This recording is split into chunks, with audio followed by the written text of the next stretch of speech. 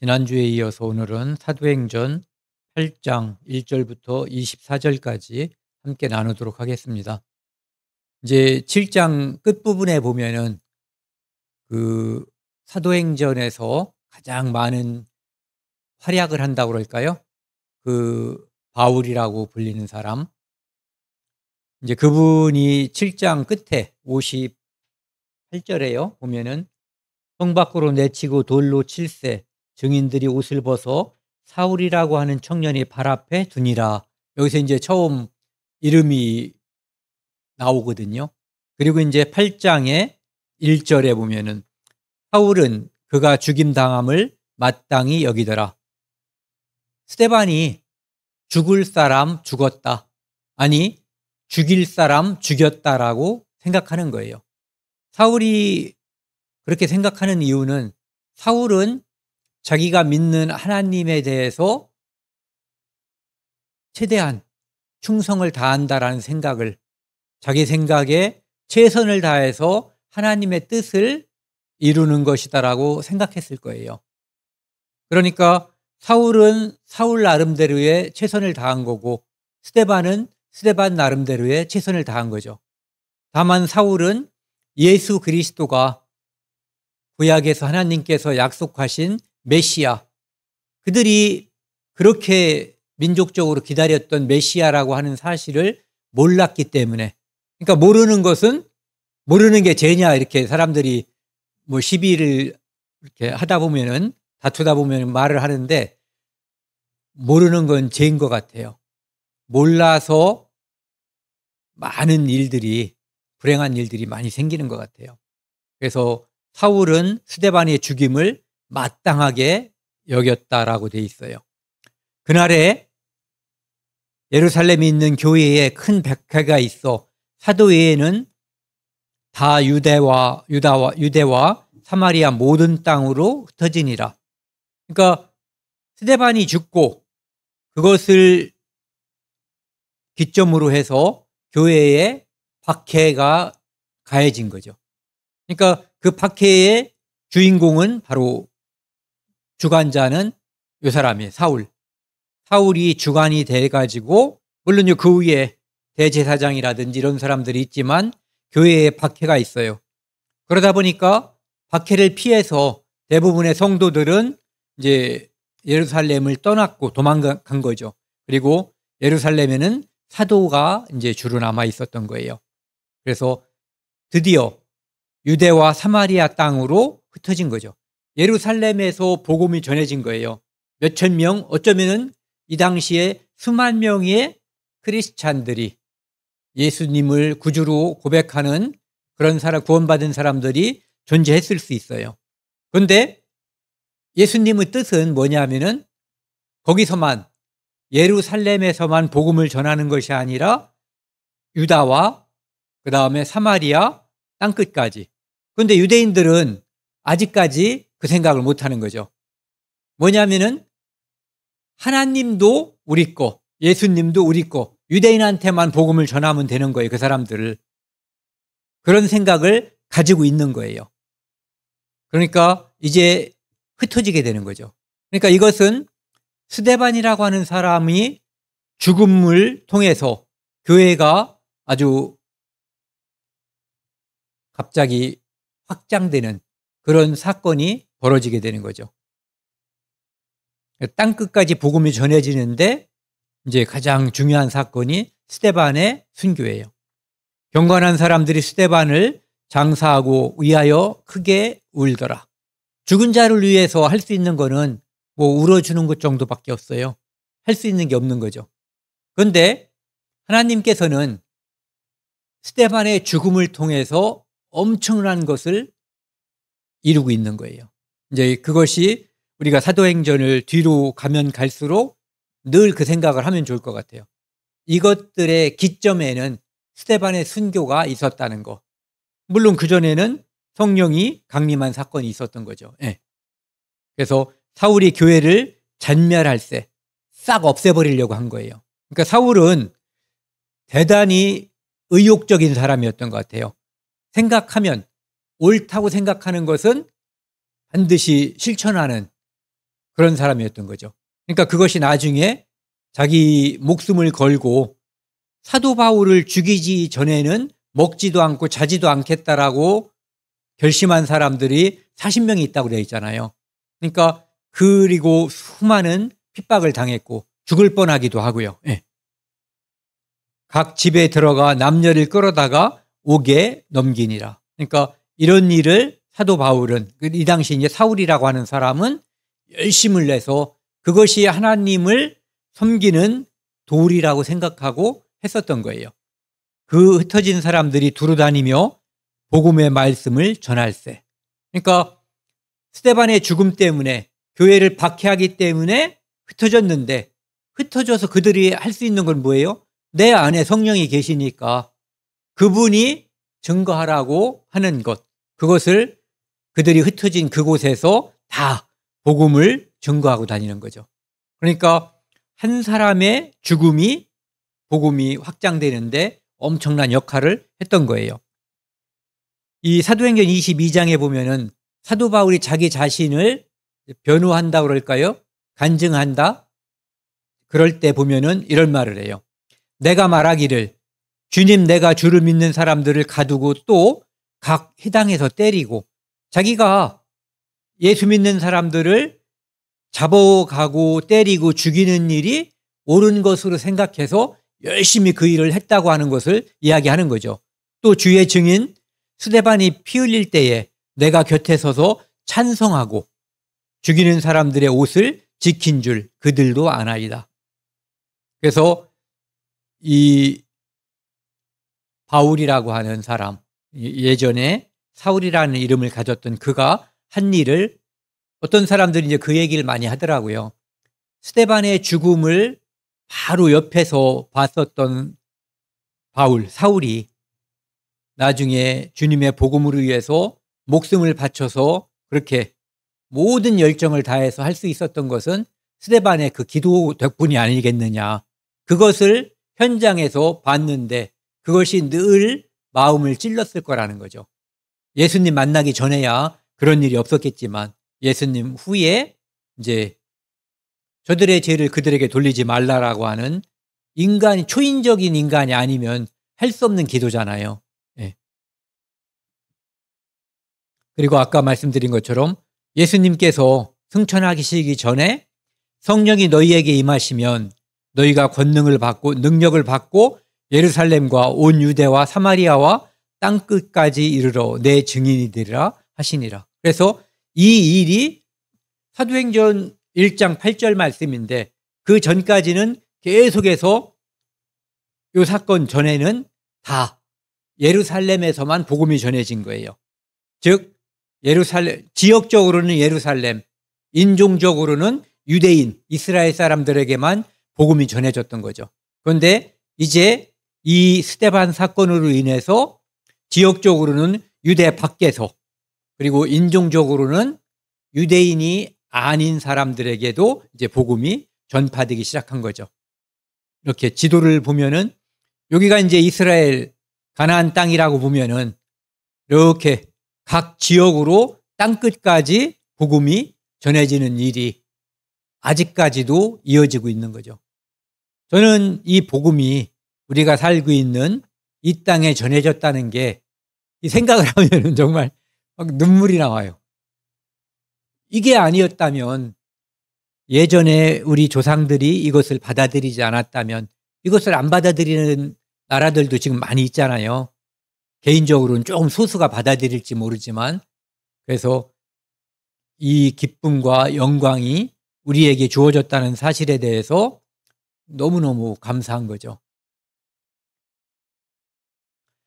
그래서 좀 전에 그 사건이, 스데반으로 인해서 일어난 사건이, 흩어진 자들이 베니게와 구브로와 안디옥까지 이르러 유대인들에게 말씀을 전하는데, 그러니까 11장에도 보면은 유대인들에게, 그러니까 유대인 동족들이 동족에게 전한 거예요. 비록 흩어졌지만. 그런데 나중에 이제 그 앞에서부터 이방인들에게, 고넬료라고 하는 이방인에게 복음을 전하는 일이 이제 10장에 나오는 거죠. 그래서 안디옥에 이르러 헬라인에게도 말하여 주 예수를 전파했고, 요 전에 이제 아까 말씀드린 것처럼 10장에서 고넬료가 백부장, 로마 백부장 고넬료가 구원받는 일이 생기는 거죠. 여기 보시면은 구브로, 오늘날 키프로스라고 하는 섬이고요. 구레네, 그 다음에 베니게, 페니키아라고 하는 지역이죠. 이렇게 해안 따라서. 그 다음에 안디아, 스리아 안디옥을 말하는 거예요. 안디옥, 스리아 안디옥. 그래서 여기에 가서 복음을 전했다라는 거죠. 그래서 이제 여기 안디옥이라고 하는 것이 예루살렘이 복음의 가장 중요한 위치였었잖아요. 그런데 예루살렘에 박해가 있었기 때문에 안디옥이 이제는 복음의 중심지가 돼서 여기서부터 다른 곳으로 이제 선교사들이 파송이 되고 복음이 여기서 중심이 돼서 이제 전해지기 시작하는 거죠. 이제 사울이 스데반을 죽이는데 찬송했고 많은 사람들이 돌로 쳐 죽였거든요. 그런데 그 사람들이 스데반을 죽인 데에는 이유가 있는 거거든요. 그들 나름대로의 이유예요. 그건 뭐냐 하면은 사도행전 6장 11절에 보면은 하나님을 모독하는 말을 우리가 들었다라고 해서 적어도 2사람 이상의 복수가 그것을 증언한 거예요. 왜냐하면은 하나님을 모독한 자는 하나님께서 돌로 쳐 죽이라고 돼 있거든요. 그런데 한 사람의 증인이 아니라 적어도 2사람 또는 3사람의 증인이 있을 때 그렇게 하라고 돼 있어요. 레위기 24장에 보면은 여호와 이름을 모독하면 그를 반드시 죽이라고 돼 있어요. 온 회중이 돌로 그를 칠지니라. 거류민이든지 본토인이든지 여호와 이름을 모독하면 그를 죽일지니라. 그러니까 구약 시대에는 그가 누구든 간에 하나님의 이름을 모독하면 죽이는 것이 정상인 거예요. 그것은 하나님의 입장에서는 살인이 아니에요. 하나님은 그것을 죄로 여기지 않는다는 거죠. 안 죽이는 게 문제죠.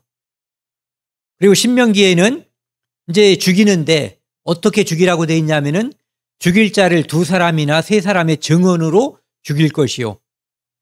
혼자 죽이면 내가 빚을 많이 졌어요. 그런데 저 사람을 죽이면 빚을 안 갚아도 되잖아요. 그런 나쁜 데 쓸 수도 있잖아요. 물론 모의로 할 수가 있겠죠. 여러 사람이. 그런데 어쨌든 2사람이나 3사람 증언으로 죽이라고 돼 있어요. 그래서 한 사람의 증언으로는 죽이지 말며 이런 자를 죽이기 위하여는 증인이 먼저 그에게 손을 댄 후에 증인이 돌로 그 사람을 치면 나머지 옆에 있는 사람들이 함께 쳐서 죽이는 거예요. 하나님을 모독했을 경우에. 5절입니다. 빌립은 일곱 일꾼 중에 하나잖아요. 근데 나중에 보면은 집사라는 표현도 이제 나오는데 이 사람이 사마리아로 간 거예요. 사마리아는 여기거든요. 여기가 예루살렘, 그 밑에가 베들레헴, 그러니까 여기가 유다 땅이에요. 여기가 사마리아고 갈릴리는 이 갈릴리 호수, 여기가 이제 갈릴리 지역이거든요. 그러니까 예수님께서 예전에 보면은 여기서 갈릴리로 가려고 했을 때 일반적인 사람들은 여기서 강을 건너서 베리아 지역으로 쭉 가서 다시 여기로 건너서 갈릴리로 가는 거예요. 왜? 사마리아 사람들을 만나기 싫어서 서로 상종하지 않기 때문에. 바로 이 땅이 사마리아거든요. 그러니까 일반적으로 유대인들이 상종하지 않는 곳이에요. 그런데 그곳에 이제 빌립이라는 사람을 통해서 복음이 전해지는 거예요. 사마리아 성에 내려가 그리스도를 백성에게 전파하니 무리가 빌립의 말도 듣고 행하는 표적도 보고 한 마음으로 그가 하는 말을 따르더라.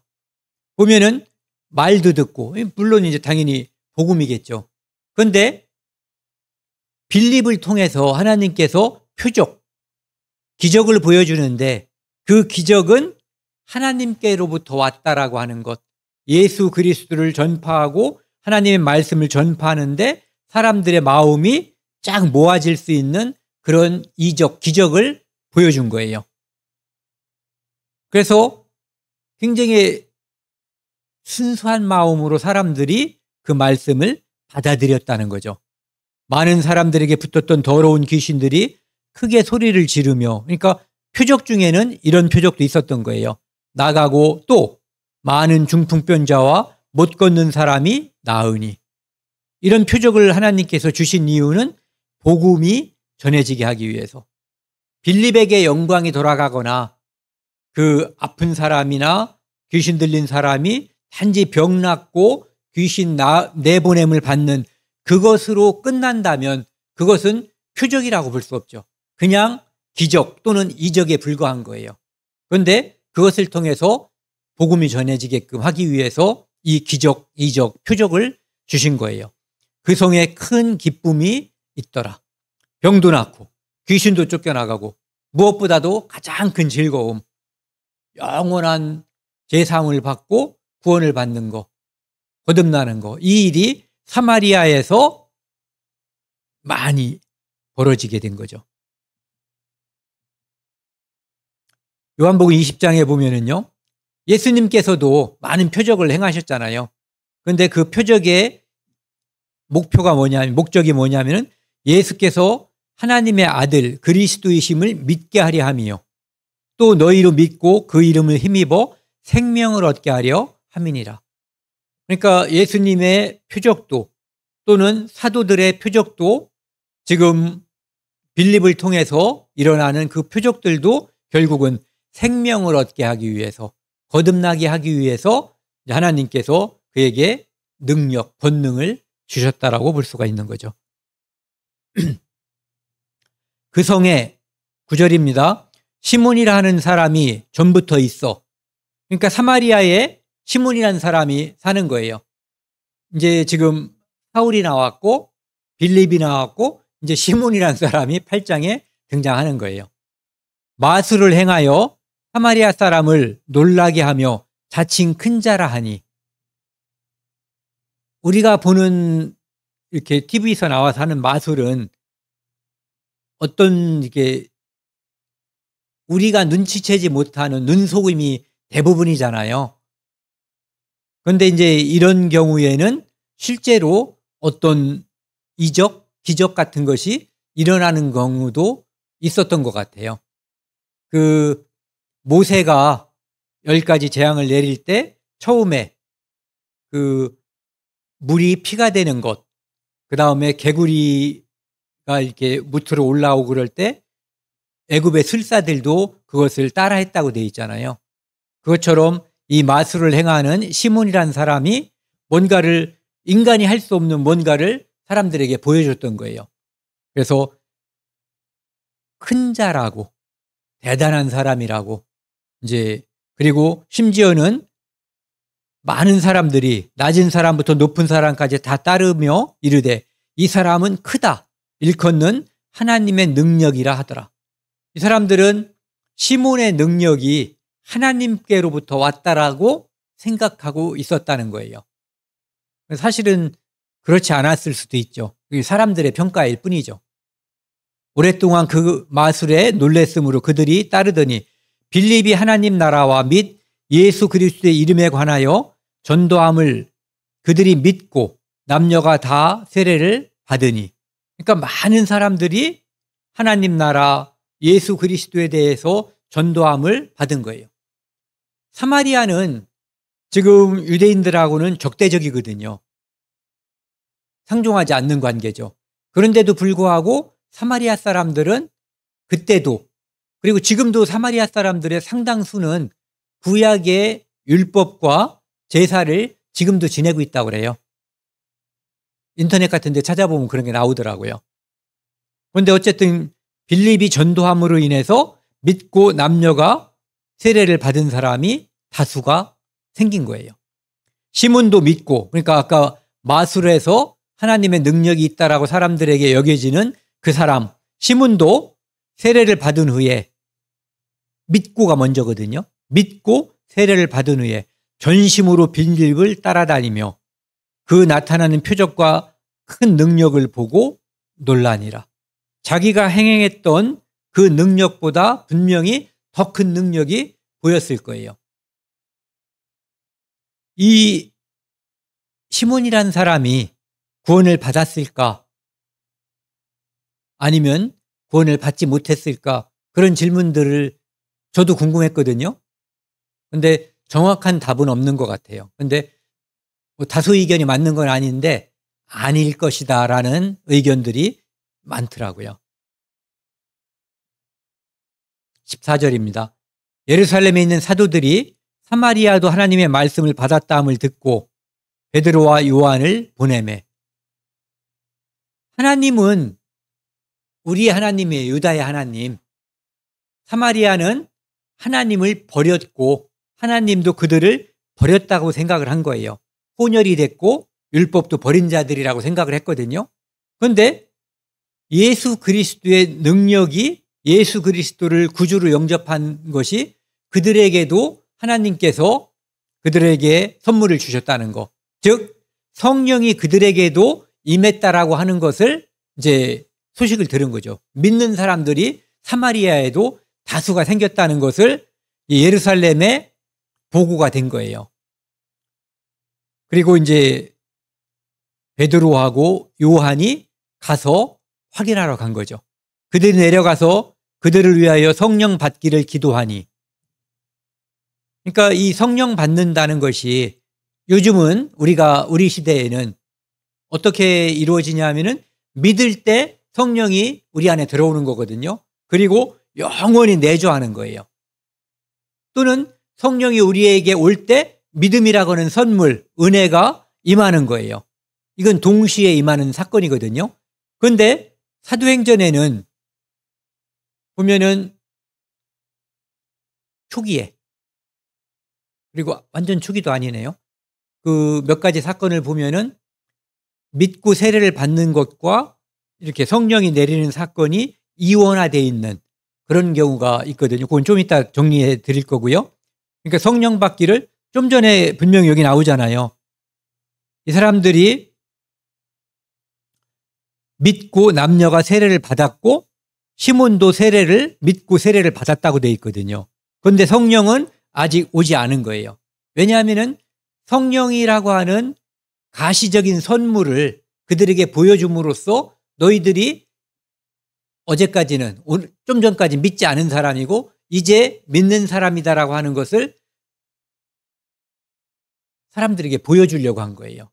성령이라고 하는 선물이 믿는 자에게는 임한다고 하는 것. 그래서 믿는 사람들, 그리고 믿지 않는 사람들을 구분해주고 믿는 사람들을 통해서 또 다른 복음의 역사가 이어지게 하는데 유리한 거죠. 가시적인 현상이 눈에 보이기 때문에. 이는 아직 한 사람에게도 성령 내리신 일이 없고 오직 주 예수의 이름으로 세례만 받을 뿐이더라. 그러니까 믿고 세례만 받은 거고, 그러면은 이때 이 사람들은 구원을 받지 않은 것이냐? 구원을 받은 거예요. 성령이 늦게 가시적으로다가 보여주게 온 것뿐이죠. 이에 두 사도가 그들에게 안수하며 성령을 받는지라. 지금은 성령 받는 것과 믿음이라고 하는 현상이 같이 이루어지지만 그때는 분명히 믿고 세례를 받았다고 되어 있거든요. 그리고 성령 받는 일은 나중에 하나님께서 보여준 거죠. 이렇게 이제 여기는 과도기가 있고 일반적인 경우가 있거든요. 성령 받는 경우에 성령의 임재 시점이 분리 또는 지연. 그러니까 믿을 때 성령이 딱 오지 않고 나중에 오는 경우가 있었단 얘기죠. 여기 보면은 사마리아 사람들 좀 전에 우리가 읽었던데요. 그 다음에 에베소에 있는 제자들도 너희가 성령을 받았느냐니까 성령이 있는 줄도 모른다고 하거든요. 나중에 이제 안수하니까 성령 받는 일이 생기는 거죠. 그 다음에 일반적인 경우는 믿고 고백하는 순간 또는 성령이 온 순간 믿어지는 거죠. 그래서 이렇게 그때는 분리 또는 지연됐었고 동시에 받는 경우도 있었다라고 하는 것이 요즘과는 이제 다른 모습이라고 볼 수가 있죠. 성령 임재의 목적이 아까도 언뜻 말씀을 드렸는데요. 구속사적, 공개적으로다가 성령이 오심을 증거하기 위해서 이제 가시적으로 보여줬다는 거죠.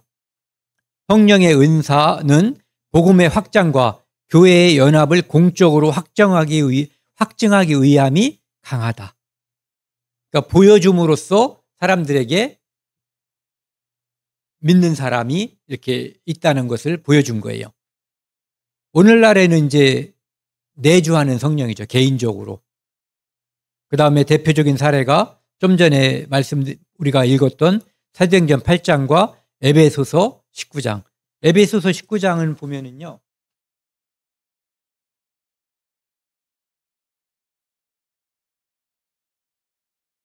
(19장) 2절에 보면은 이제 바울이 에베소에서 복음 전할 때인데요.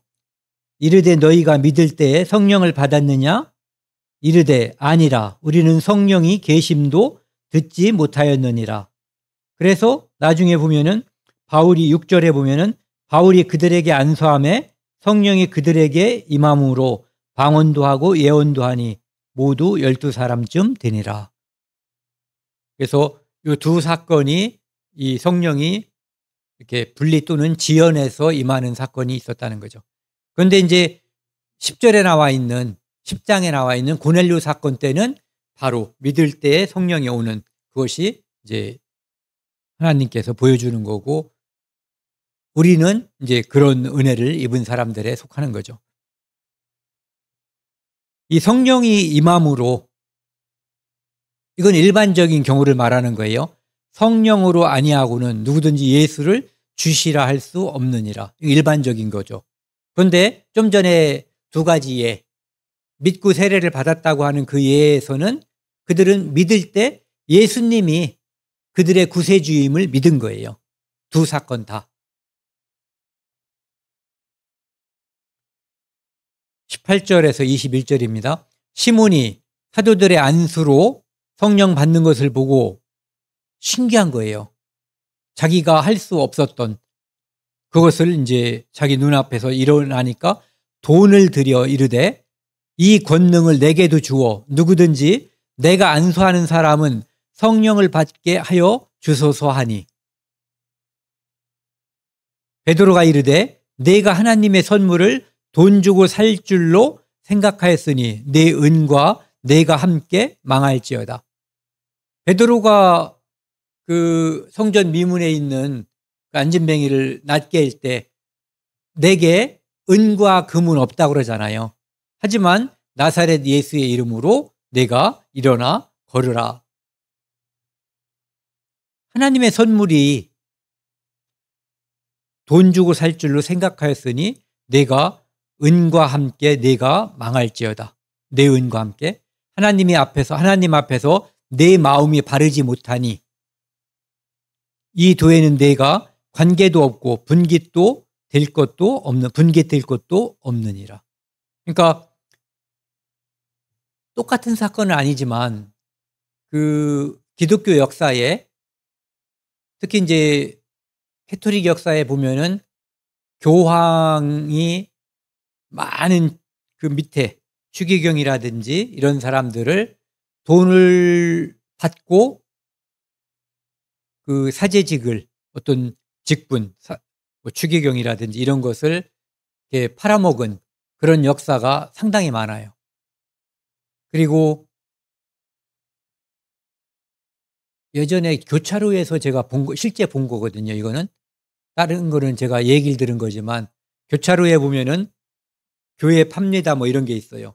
건물 몇 평, 교인 몇 명 뭐 이런 식으로 다 해서 금액 얼마 뭐 이런 게 있는 거예요.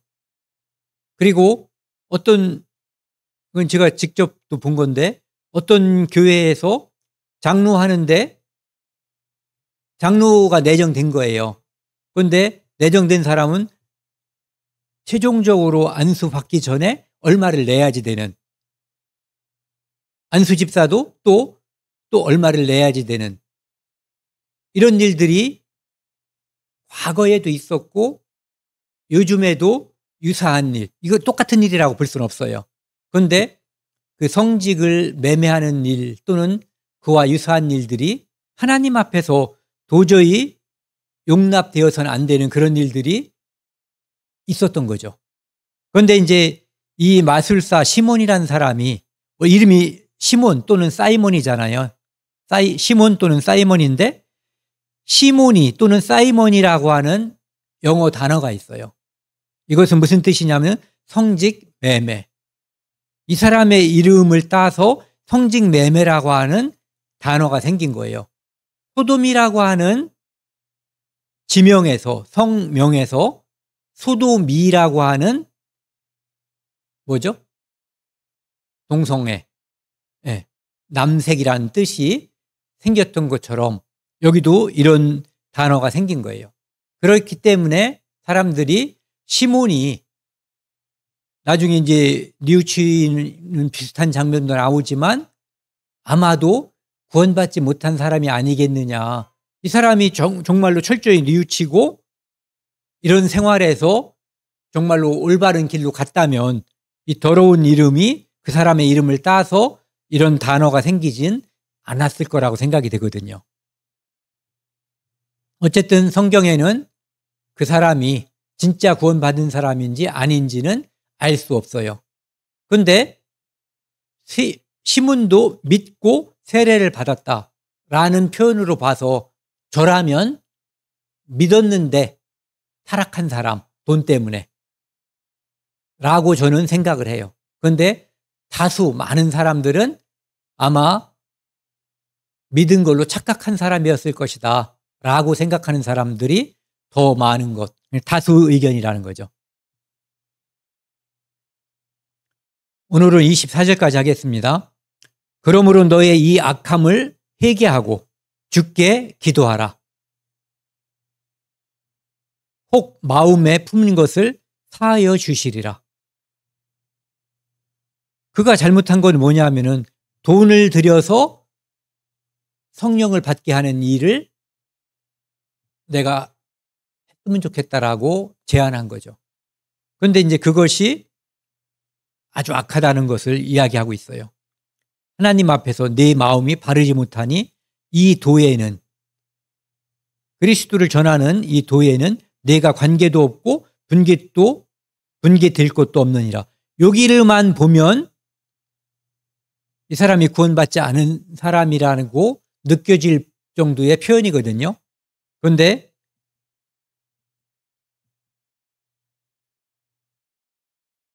요 앞이죠. 여기 보면은 다른 사람들, 전도함을 받은 그들이 믿고 남녀가 다 세례를 받았다고 돼 있고요. 믿고 세례를 받았다고. 그 다음에 시몬도 믿고 세례를 받았다고 돼 있거든요. 그리고 그 기간이 얼만큼인지 모르지만은 전심으로 빌립을 따라다녔다라고 돼 있어요. 그래서 어쨌든 이거는 우리가 하나님 나라에 직접 가보기 전까지는 고집할 수는 없는 거죠. 각자 생각은 가질 수가 있는 거고요. 그래서 이렇게 회개하고 주께 기도하라. 혹 마음에 품는 것을 사하여 주시리라. 그 자체는 설사 그가 시몬이 구원받은 사람이라고 해도 그 자체가 잘못이잖아요. 그러니까 그것을 회개하라고 그리고 주께 기도하라고 이야기한 거예요. 그러면 그것이 진심으로 회개했다면 하나님께 용서받을 수 있을 거라고 이제 베드로가 이야기를 해준 거죠. 내가 보니 너는 악독이 가득하며 불의에 매인 바 되었도다. 시몬이 대답하여 이르되 나를 위하여 주께 기도하여 말한 것이 하나도 내게 임하지 않게 하소서 하니라. 그래서 시몬이란 사람이 회개했는지 안 했는지에 대한 이야기는 없어요. 다만 시몬이 베드로에게 나를 위하여 주께 기도하여, 베드로가 얘기한 아까 그 저주들이 자기에게 임하지 않게 해달라고 중보기도를 부탁했다고 할까요? 아니면 그냥 부탁을 했다고 할까요? 여기까지만 나와 있는 거거든요. 그러니까 일반적으로 우리가 다른 사람을 위해서 중보기도를 하잖아요. 그렇죠? 네. 베드로가 시몬을 위해서 중보기도를 했을 가능성은 매우 전 높다고 생각해요. 왜냐하면은 시몬이 이렇게 얘기했으니까. 그런데 시몬이 정말 회개했는지 아니면 아까 말씀드린 것처럼 정말 구원받았는지, 첫 번째 구원받았는지, 두 번째 정말 회개했는지에 대한 답은 정확하지 않다는 거죠. 저는 개인적으로 시몬이 구원받았을 거다라고 성경적인 표현으로 볼 때 라고 생각을 하고요. 구원받은 사람들이 얼마든지 타락할 수 있거든요. 그리고 잘못되는 경우도 수없이 많이 있어요. 다만 그가 정확하게 또는 진실로 회개했다라는 표현은 성경에 나와 있지 않기 때문에 명확하지 않다는 거. 아까 말씀드린 것처럼 다수설은 구원받지 않았을 것이다. 그리고 그들 복음을 전하는 집단에서 쫓겨났을 것이다라고 하는 것이 일반적인 평가라는 거죠. 오늘은 여기까지 하고요. 다음에는 이제 에디오피아의 간다게의 국고를 맡은 네시에게 빌립이 이제 복음을 전하는. 그러니까 빌립은 그 뭐라 그럴까요? 일꾼이잖아요. 그 일꾼은 교회에 어떻게 보면은 행정을 담당하는 일꾼인 것처럼 처음에 묘사가 됐는데 실제로 빌립은 스데반도 그렇고 스데반은 일꾼으로서 무슨 일을 했는가에 대해서 아무것도 안 나오잖아요. 그렇죠?